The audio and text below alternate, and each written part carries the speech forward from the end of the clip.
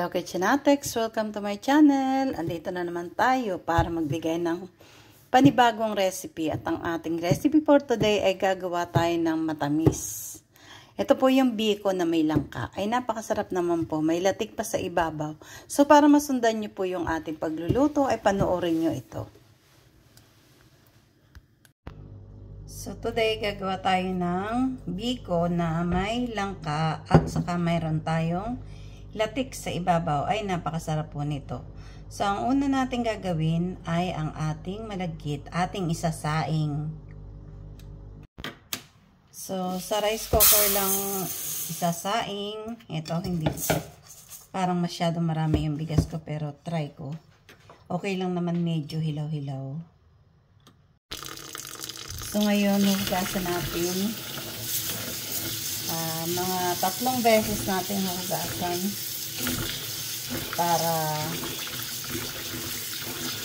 para yung kung may amoy man yung malagkit natin ay mawala. Pero maganda po itong malagkit na aking binili. Ito ay yung galing sa Thailand na malagkit.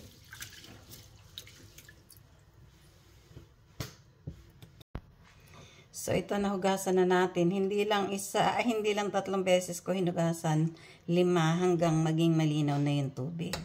So ngayon sasalang na natin. So habang nagsasaing naman tayo ay gagawa naman tayo ng ating latik. Sa lata lang yung gata ko. Kaya pero kung mayroon kayong yung tunay na niyog, ay yun po ay napakasarap naman.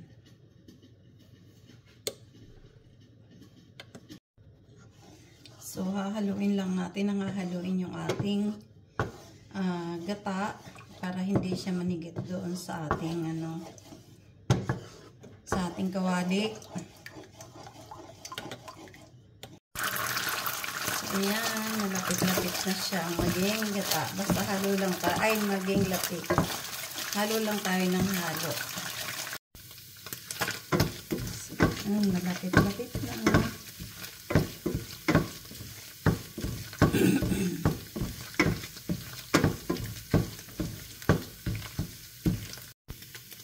So, ayan, nangangamoy na siya. Nabango na. Tunay na lapit na ang amoy. So, ito, okay na siya. Baka naman masunog. Tatanggalin na natin. At mamaya naman ulit tayo mag-continue magluto. Pagluto na yung ating sinaing. So, ngayon, nilagay na natin yung ating gata. Tapos, ilalagay na rin natin yung ating sugar. Ayan. Pakukuluin lang natin. Bago natin ilagay yung ating malagkit. Tapos, maglalagay din ako ng konting vanilla.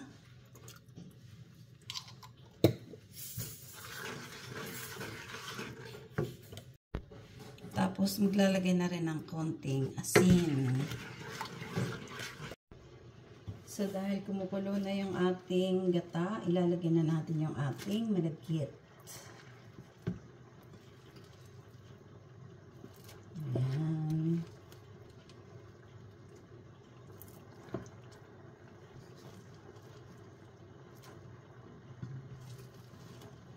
Napakalagkit po ng maganda yung malagkit.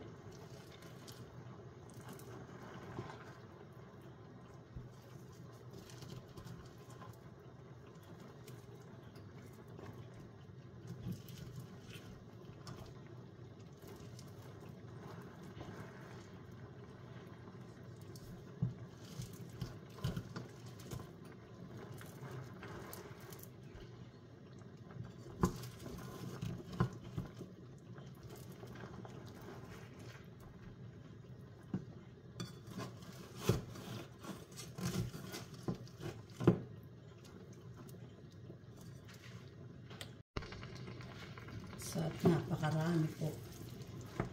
Marami pala.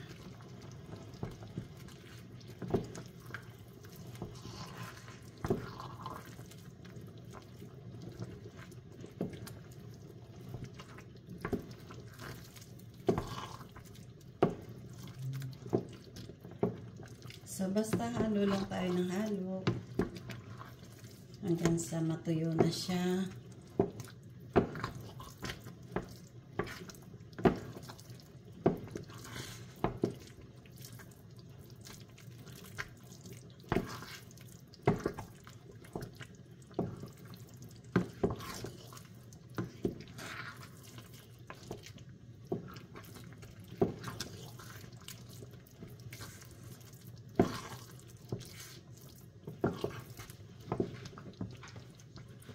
Tapos ngayon, ilalagay naman natin yung ating langka. Mukhang wala na yatang space.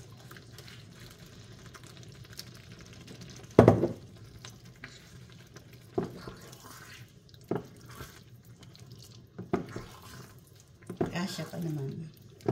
Pag na-dry na siya, hindi na masyadong mahirap. Ayan, umaano.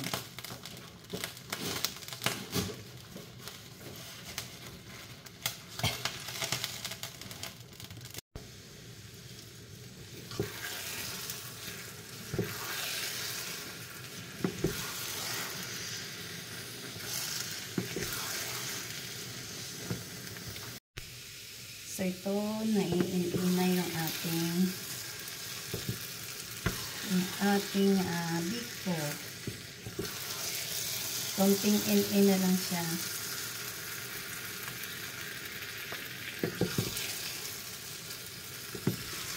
Ayan. So, okay na siya. Lilipat na natin sa ating lalagyan. Sali na natin. Maganda may dahon para mabango.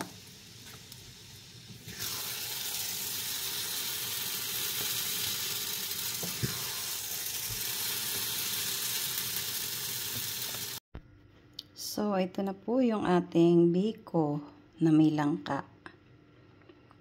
At meron din siyang latik. Ayan, ang ganda naman. Bali mainit pa, pero sa party natin siya titikman.